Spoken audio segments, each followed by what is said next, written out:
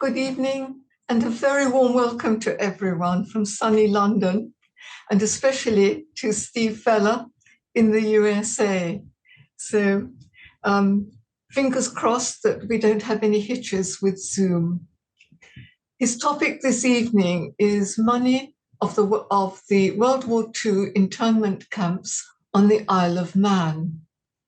Steve Feller is first and foremost a physics professor whose research centers on the atomic structure and physical properties of glass at Coe College in Cedar Rapids, Iowa, in the USA. In this field, he has published over 175 papers and edited a number of books on glass science.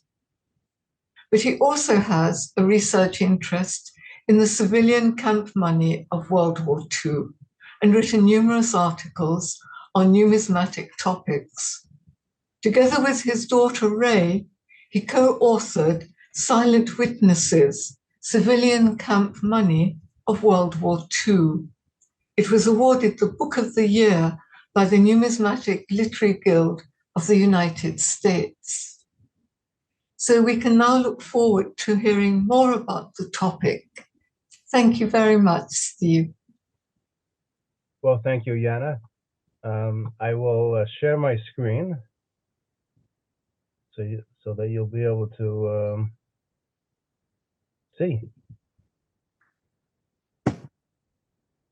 which I hope you can do now. Mm-hmm. So thank you. I'll also welcome, if I can, one of my students who's working with me on Camp Money. Her name is Katie, so she's out there. Oh, pleasure, tremendous. So I'll start. This composite slide shows some of the monies of the 10 or so civilian internment camps on the Isle of Man in World War II. And I will discuss many of the camps. So let's see. I'm waiting for this thing to advance. Here we go. So I'm sure that the people in London pretty much know where the Isle of Man is. It remains a holiday spot in the Irish Sea, or a tax haven, depending on what you need. It's roughly equidistant between Northern Ireland, Scotland, and England, and it's about 30 miles long and 10 miles wide at its widest, as shown in this map. This close-up of the Isle of Man shows both the World War I and the World War II internment camps. In World War I, it was basically for prisoners of war. In World War II, it served both prisoners of war and civilians. Now, the civilians were those who were in England at the time that the war broke out, German, Austrian citizens who were enemy aliens. At first, not much was done, sorry. But when the spring of 1940 came, and and Europe fell under Nazi occupation, it was felt prudent, if you would, if that's the right word, to examine the enemy aliens and in some cases intern them, both in England, then on the Isle of Man, then in Canada, Australia, and India, and other places around the globe. So this map shows the World War II camps, which are mainly centered in Douglas, the capital. I should mention that the Isle of Man is a British Crown dependency. It has its own parliament. It has its own currency based on the pound sterling, but it's the Isle of Man pound. But its foreign affairs are handled through London. Okay. So here is a typical scene from the World War II civilian internment camps. This was at Ramsey in the northern part of the island. And you can see what was done basically was to take some hotels, the Isle of Man being a very popular holiday spot, pay the owners, evict the residents and tenants, put barbed wire around it, and that became a civilian internment camp. Many thousands of civilians were interned there, by the way.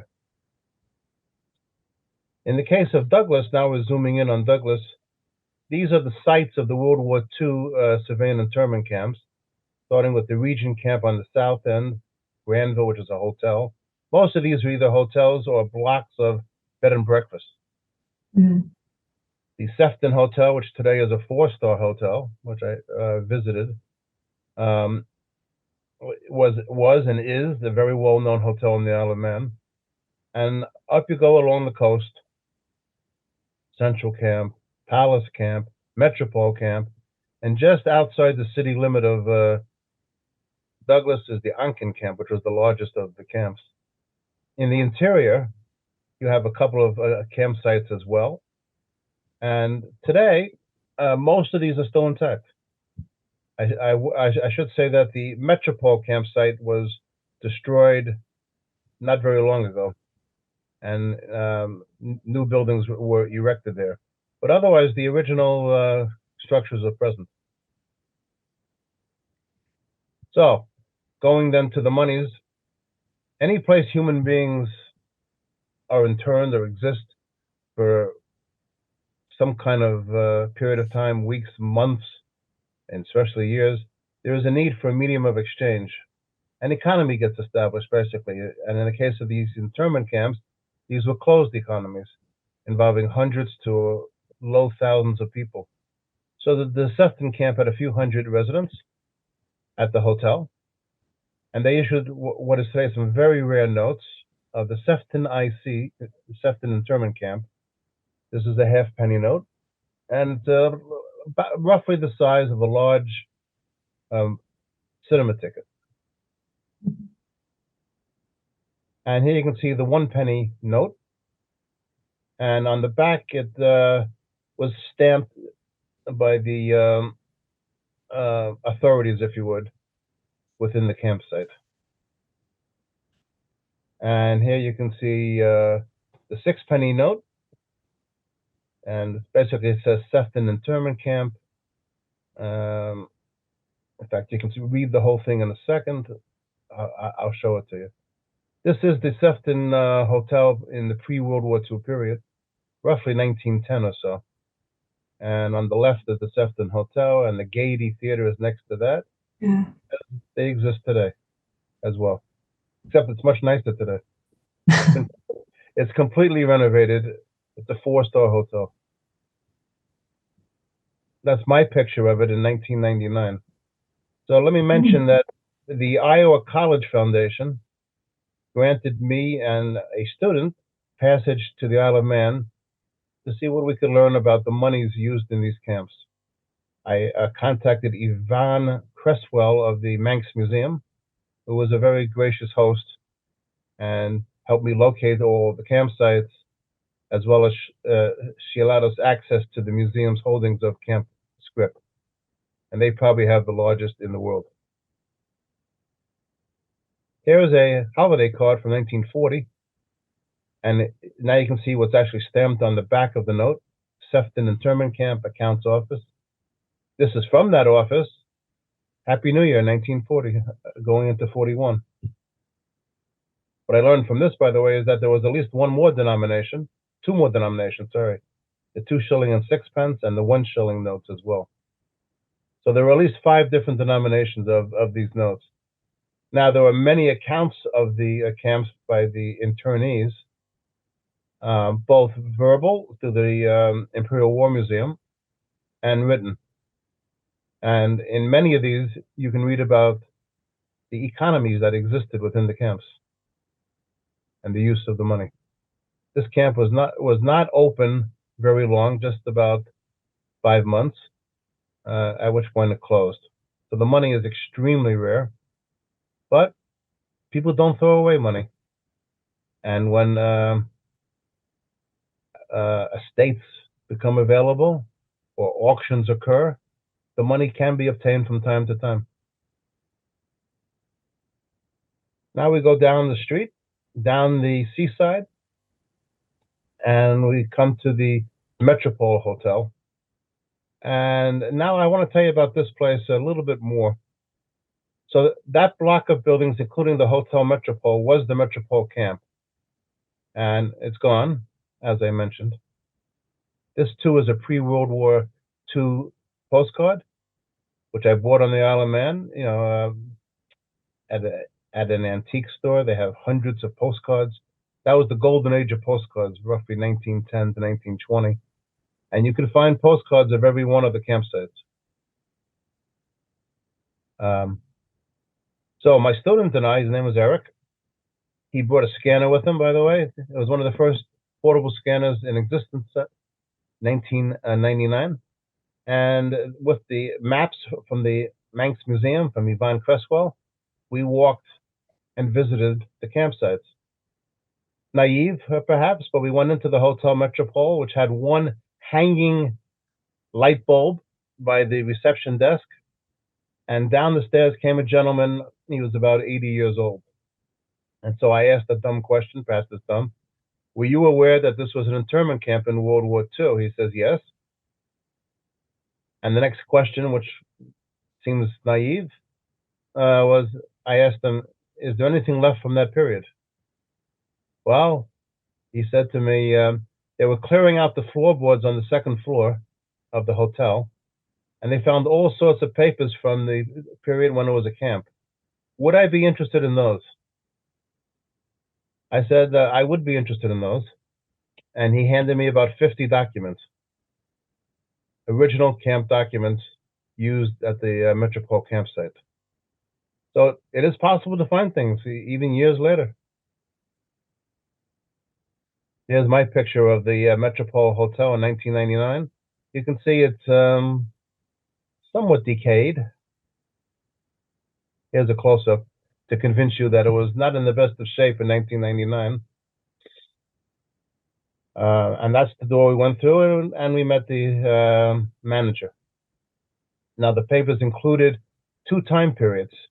The time that it was a civilian internment camp, which was the 1940-41 period, 42 period. And then later on, it became a prisoner of war camp, the same site. So there were papers from both periods, including, for example, a German prisoner of war newspaper, German prisoners of war in England newspaper. So after that, here are some of the monies used. This is a 1 penny note of the Metropole camp. Notice how different it looks than the Sefton camp. Each camp at first made its own script. And workers were paid in it, by the way. Here is an uncut sheet from the Manx Museum collection of the 1 penny notes. So those would be cut into 4 1 penny coupons. Each of those is roughly an inch on a side. Each of the 4. There is a 10 shilling note from the Metropole camp. This even has an error. You can see that the serial numbers don't match.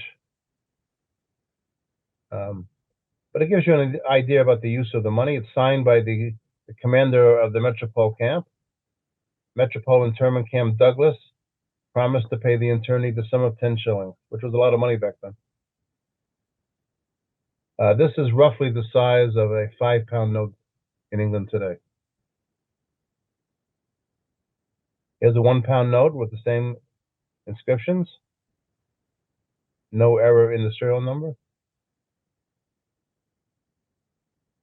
And then not too long ago, that means say within 2 years, on eBay, the infamous but interesting place where you can buy and sell almost anything, a lot of it counterfeit, appeared from the Isle of Man these coupons, if you would. These are train ticket receipts.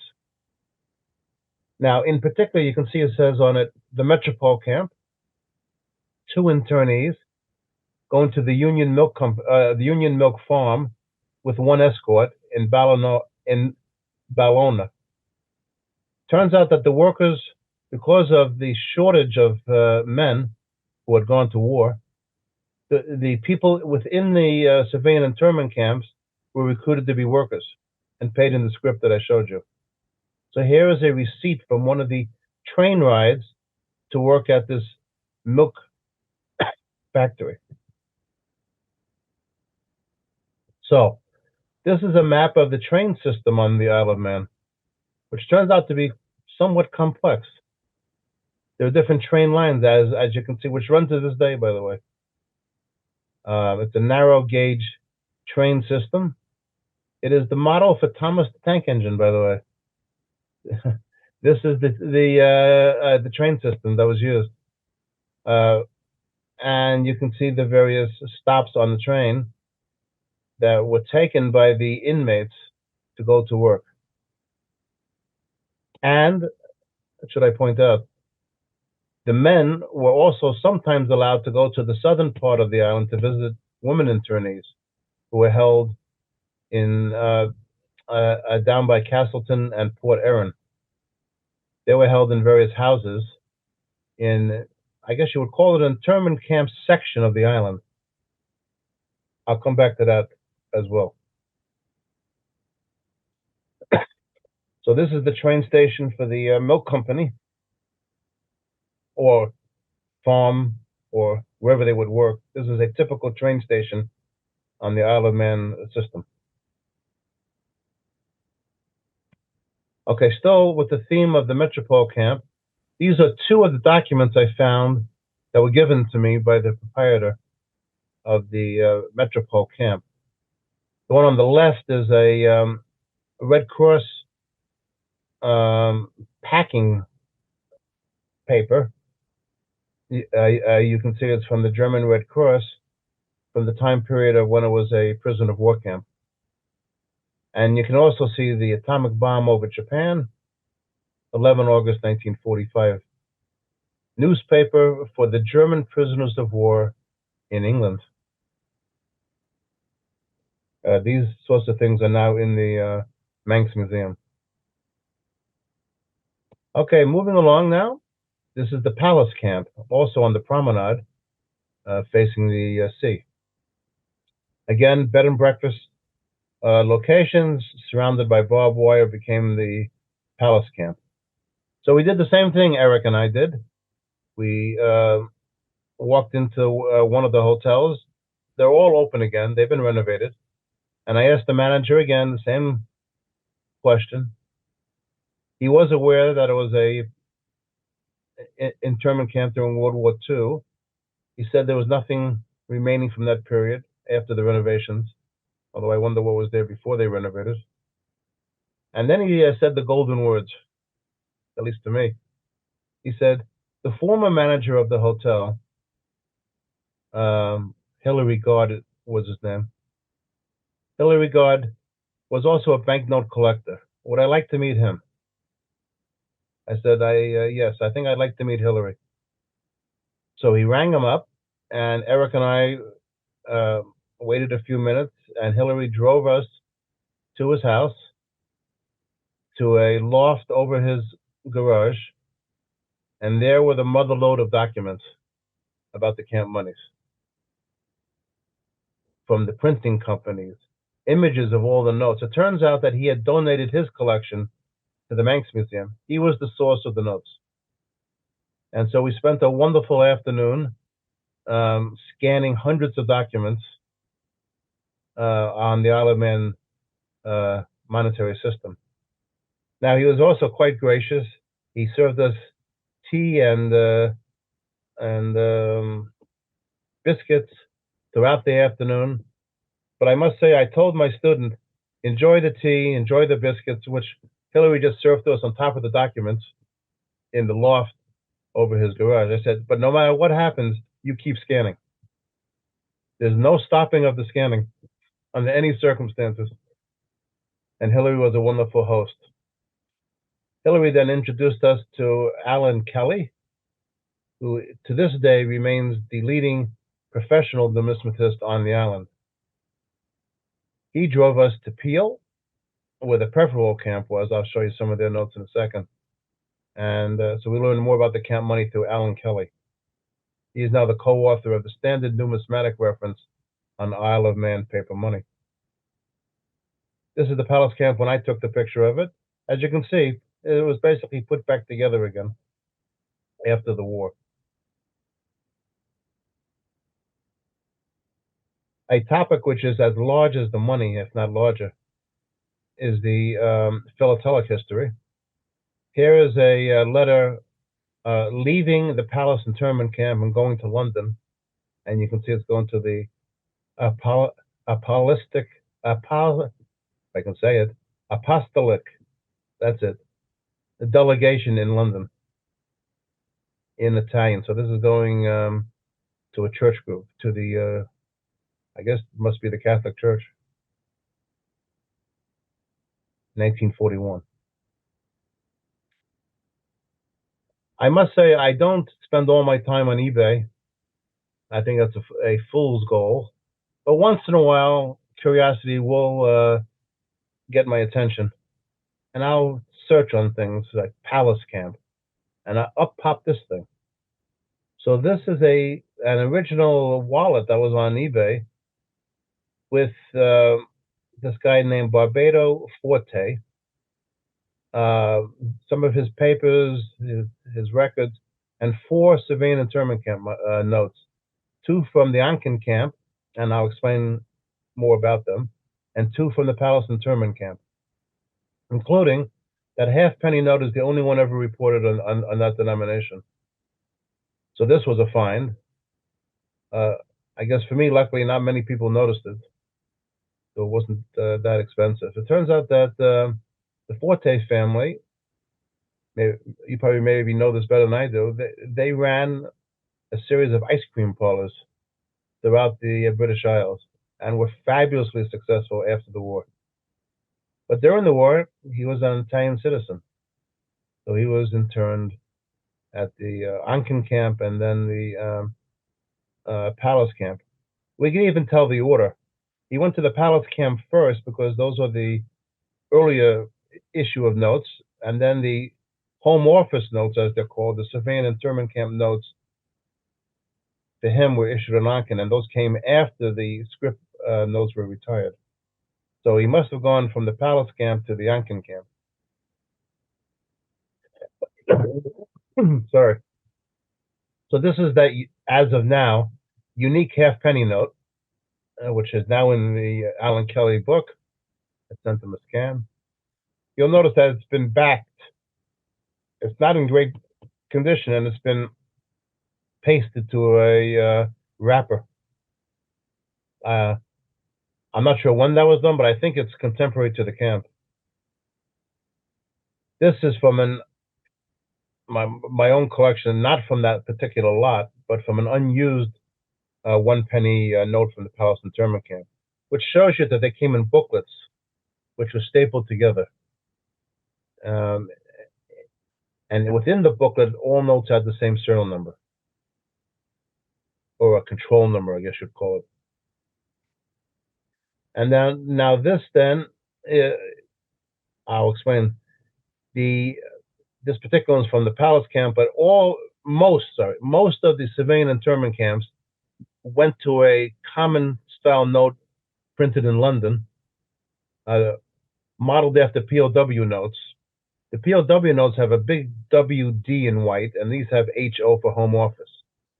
So they had a mechanism for issuing money at the POW camps throughout the British Isles, which was then copied by the civilian internment camps on Douglas later on, after their individual script notes were retired. These are quite rare.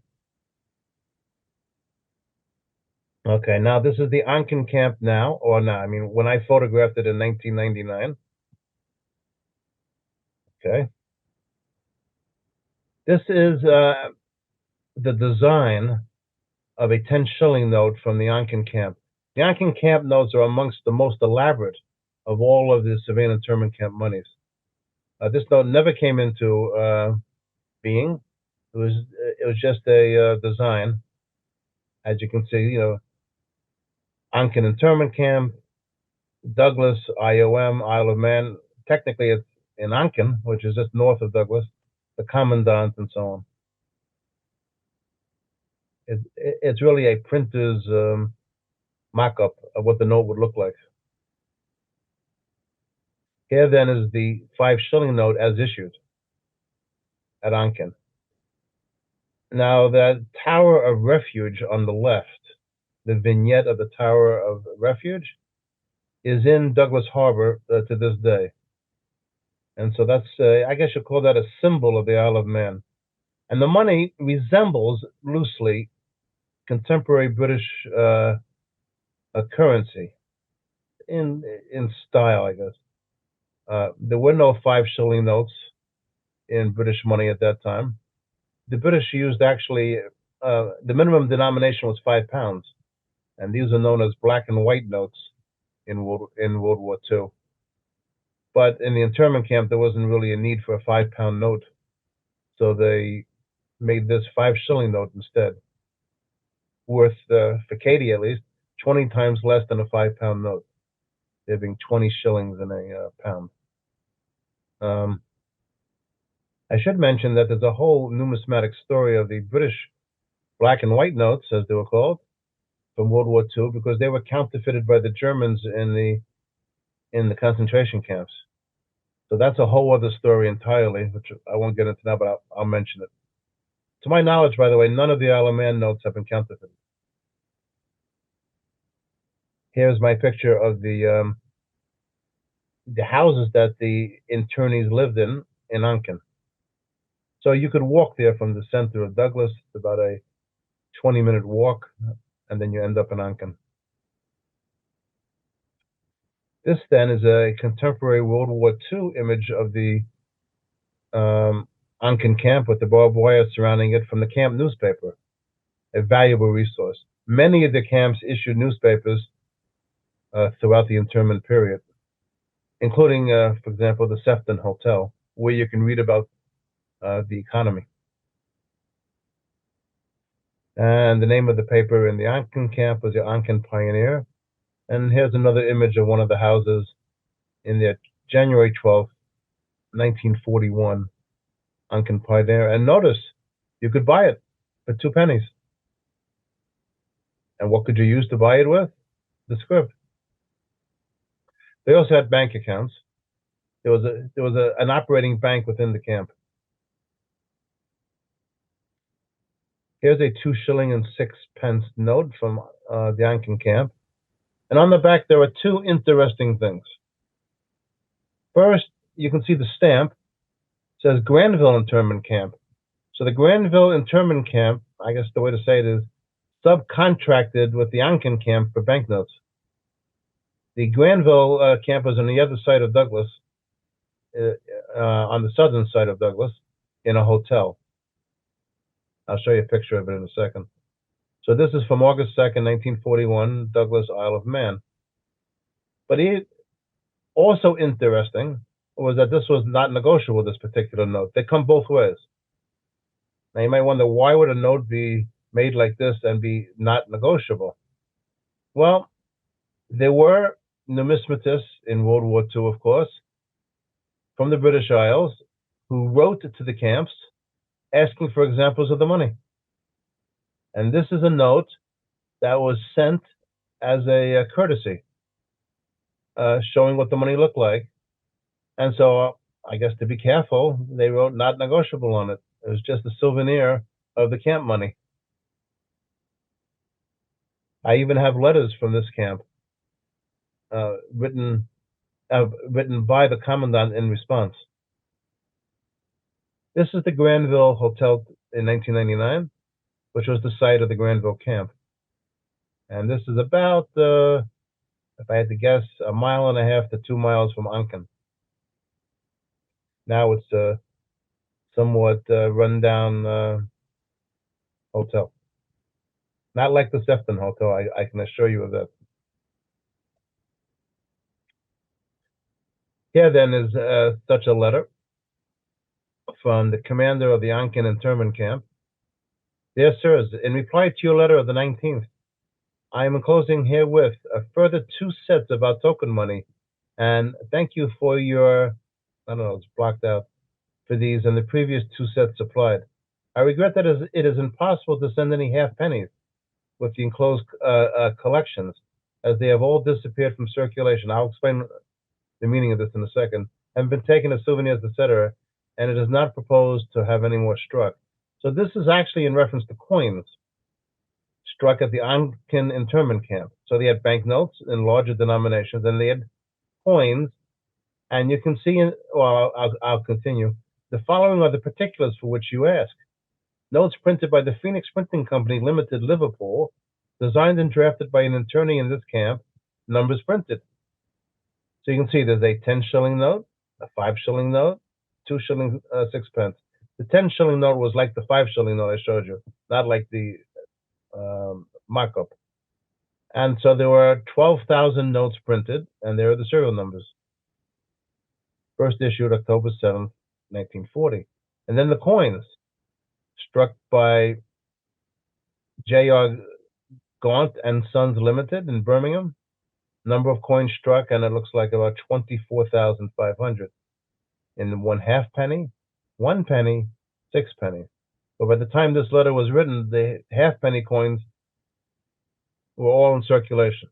And to this day, they remain the rarest among the numismatists. First issue, October 7th, 1940. And I can't quite read his name, but I'm sure I could find out his name. The camp commander of Onken. Here then is the halfpenny coin. So, Onken internment camp, halfpenny, pretty plain. And the famous Triskelus, the symbol of the Isle of Man. And, you know, the wonderful saying that no matter how you fall, you land on your feet. Okay. Here then is from the Onken camp, the civilian internment camp note. And I think you could appreciate that. HO for home office again, just like before. This one is dated January 1942, which goes to show you, by the way, that this comes after the scrip money. Here's the back of the note, and I'll explain its meaning. First of all, on the bottom, you can see MP 21528. That's a printer's mark, a form number. So these are printed in London, and you would order your forms. The camp would order forms. They'd specify MP 21528, and you'd get a couple of thousand of these notes. The 8 circles represent validation stamps. Every 6 months, the notes had to be revalidated. So that's a way of controlling against the black market. So if somebody left the camp, for example, and the note wasn't validated properly, the money became worthless. And in fact, the internees left the camps fairly rapidly after a year or so, roughly, depending on the camp, many of them entering the British Armed Forces. Actually, to be honest with you, most of the people who were interned there had no business being interned. This included professors from Cambridge and Oxford, people who had been in the British Isles for many decades who posed no threat whatsoever. The classification scheme that they used, there were 3 different classifications, were not perfectly used, shall we say. But because they had people from all parts of society, including very well-educated people, these camps became centers of higher learning. Classes, concerts, theater productions. These are places of high culture. This is from P Camp, which is the Hutchinson camp in the interior of Douglas, the 1st of May, 1942. The letters represent another notation for which camp was which. So P equals Hutchinson. This is the Hutchinson camp from the war period. Photographs from Yvonne Cresswell, who wrote Living with the Wire. Very well done photo books of the internment period. I did visit the Hutchinson camp site. Today, the barbed wire fences are gone, but the concrete emplacements are all still there. So you could map out where the camp was. The Manx Museum knows where it was as well. This is Peveril then, which is in Peel, which is 10 miles away from Douglas, across the island. Alan Kelly took me there. This was the only camp that I know of that actually held Nazis. There is a record of one escape attempt. 2 internees escaped. They were rapidly captured. If you think about it, where are you going to go in the Isle of Man? You're certainly not going to swim anywhere. So they were caught. Similar things happened in the United States, by the way, in the POW camps. There were some escape attempts, but nothing of a significant nature. This is a 1 shilling note. So this one is a £1 note, which is a very large denomination. So you can see that this is for the detainees' accounts. £1, the Triskelis, symbol of the Isle of Man. This voucher is valid for £1 at the Peveril internment camp, canteen only. Peveril refers to the block of apartments that was used for the camp.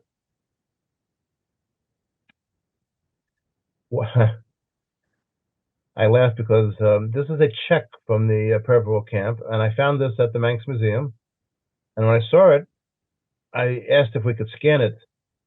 They were reluctant to let me scan it. Eric had his scanner with him, portable scanner.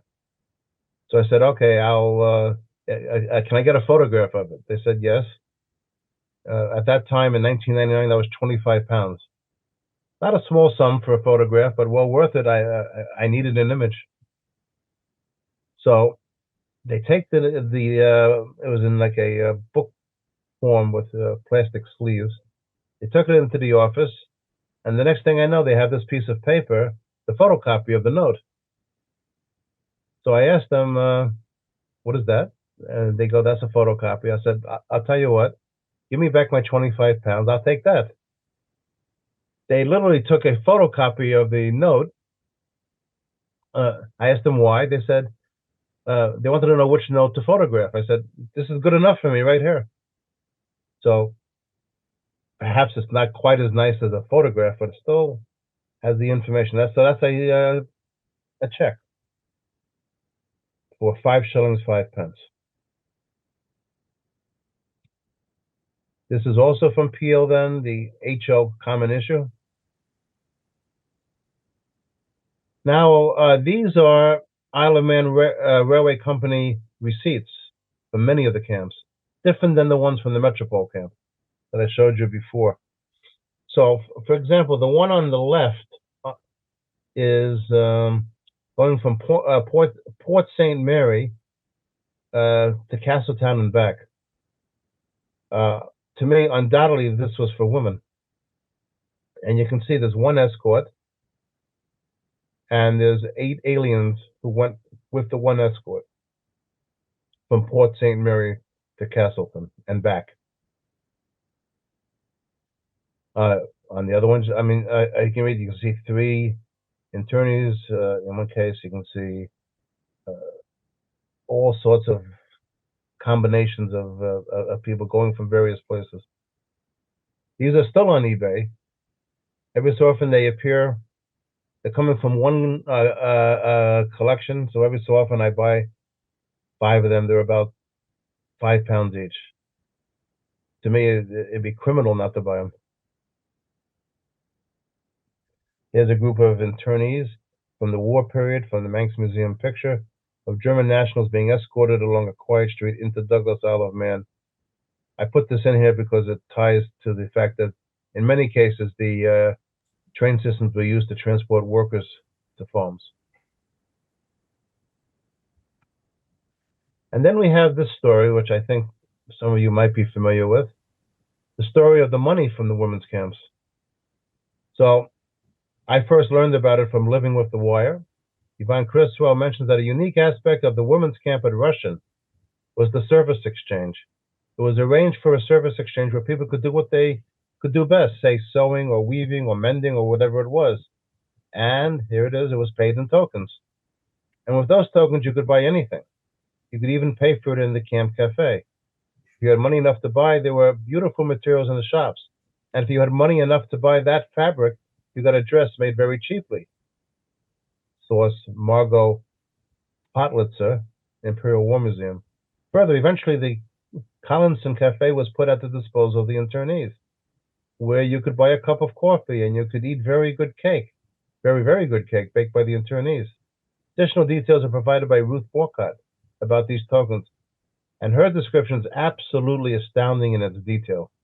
This was published at the Service Exchange in an internment camp in 1943 by the Society of Friends, the Quakers. The paper actually won a prize given by the Joseph Roundtree Charitable Trust for an essay on lessons to be learned from the work of wartime relief service.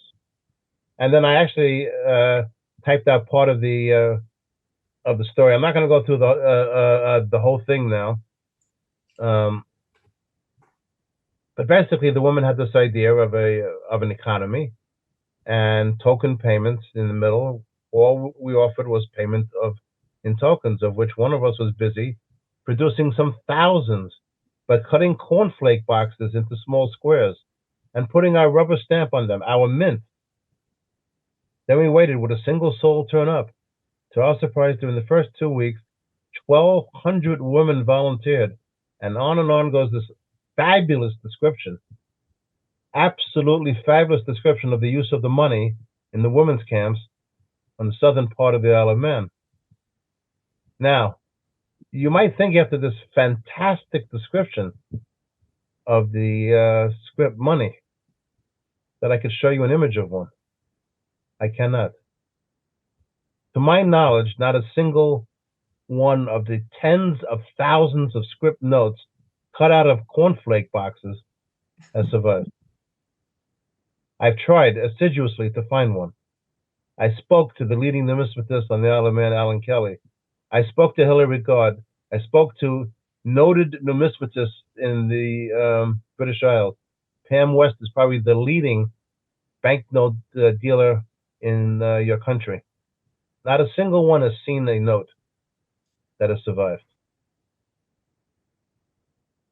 I'm tempted to go back to the southern part of the Isle of Man to see if anybody has any of these notes.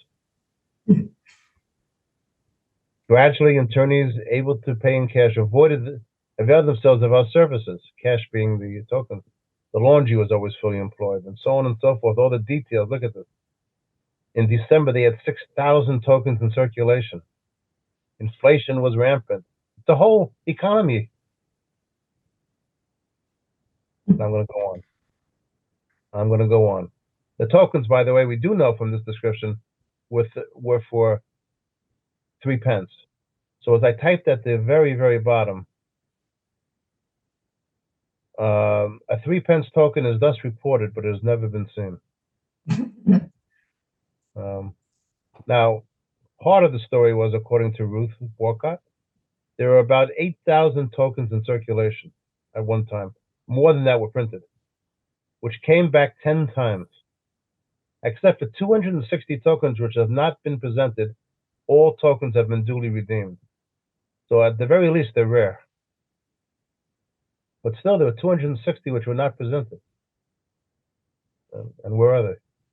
Maybe they no longer survive. I don't know. Steve, on that note, I hate it's okay to draw your talk to an end. I'm sure we could continue very happily, but I fear that we might run out of time. And if we might give people an opportunity, even briefly, to ask some questions. Sure. By the way, this is a medal from the First World War camps. This is absolutely fascinating, And I myself, for my own research, went to the Isle of Man, so it's all very meaningful. But I had no idea about the notes in the men's camps and so on. So this is just absolutely brilliant. It's just the World War I. By the way, that was my last World War II slide before. So the timing was pretty close. Oh, that's great. That's perfect. And that's just my book. I Does think anybody that's have a question? a brilliant book. Is it available in this country? There is a dealer on near Leicester Square on Cecil Court. Oh, yes. Cecil Court's a wonderful street with I know antique, where you mean. Yes, it is. and the dealer's called Colin Narberth.